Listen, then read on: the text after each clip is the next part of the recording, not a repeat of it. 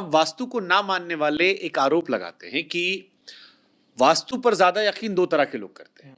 एक वो जो जरूर से धार्मिक होते हैं, जिस परिवार से हम लोग आते हैं कि हर चीज को देखा जाएगा, और दूसरा वो जो दबा के पैसा छाप लिए क्योंकि उनको लगता है यहां से ग्रो होना चाहिए। बाकी लोग थोड़ा बचते हैं। ये दो लोग जो हैं, क्योंकि ज्यादा पैसा वाला भी टेंशन में होता है और जो ज्यादा धार्मिक है वो भी टेंशन में होता है। बात बिल्कुल ठीक है, इसमें कोई कमी नहीं है इस बात में।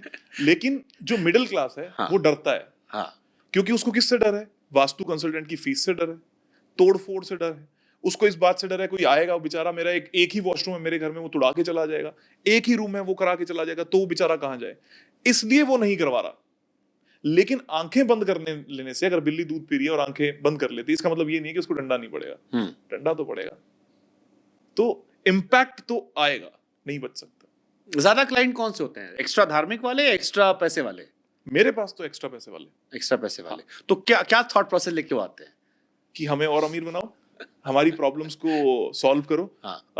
जैसे एग्जांपल, नहीं तो फिर मेरे मन में सवाल आता है कि जैसे अनिल अंबानी साहब थे, तो मैं क्या ये मान लूं कि मुकेश अंबानी, अनिल अंबानी में छोटे अंबानी ने वास्तु दोष नहीं ध्यान दिया, इस चक्कर में डूबते चले गए, बड़े वाले ने दिया बढ़ते चले गए? इसको मानो मत, इस पे 100% यकीन करो। क्या बात कर रहे हो? हाँ जी, कैसे लाइव है, कैसे इस बात को कैसे कह सकते हो? इसी कॉन्फिडेंस से आप और मैं चलते हैं। क्या आधार क्या है इसके पीछे आपका? मतलब जब आप किस कॉन्फिडेंस से कह रहे हो आप ये? जब आप किसी भी व्यक्ति को, आप किसी भी चीज को 100% कब मानते हो? जब आप एक सेट निकालते हो कि इतने लोगों ने ये किया और ये हुआ। मैंने 3-4 लाख केस स्टडीज देखी हैं। 3-4 लाख इज अ नंबर, है ना? मैं हर महीने कम से कम 5,000 स्टूडेंट्स को पढ़ा रहा हूं, ऑफलाइन, नॉट ऑनलाइन।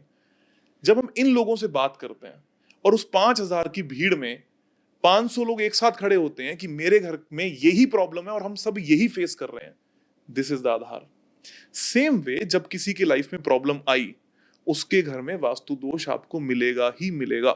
जैसे मैंने आपको कैंसर के केस में कहा, किसी को भी कैंसर हुआ है, उसके घर के नॉर्थ ईस्ट में आपको टॉयलेट या किचन मिलेगा ही मिलेगा। बट ये तो जेनेटिक होता है ना, जैसे अगर किसी के पेरेंट्स को है तो जेनेटिकली वो ट्रांसफर होता है। फिर आप कैसे कहोगे कि जो डॉक्टर से हम बात करते हैं, किसको हुआ? जैसे अभी मैंने सोनाली बेंद्रे का इंटरव्यू किया था, तो उनसे भी बातचीत में ये बात निकली, या कई और लोगों से बात करता हूं तो वो कहते हैं कि कुछ बीमारियां जेनेटिकली जाती है। जैसे मेरी मॉम को बीपी है, अब लो बीपी उनको इश्यू होता है, तो वो अक्सर मुझे कहते हैं कि बेटा ध्यान रखो, क्योंकि जब एक उम्र बढ़ेगी तो ये बीमारियां तुमको भी हो सकती है। तो इसमें वास्तु डायरेक्टली कैसे इन्वॉल्व हो गया? क्योंकि पहली बार तो किसी को हुआ होगा उनके घर में, तो वो पहला कैसे पैदा हुआ? जेनेटिक है तो पहला कौन?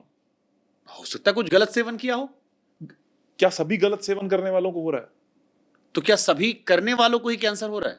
सभी, मतलब जिनको कैंसर होंगे सबके घर में वास्तु दोष है? एग्जैक्टली।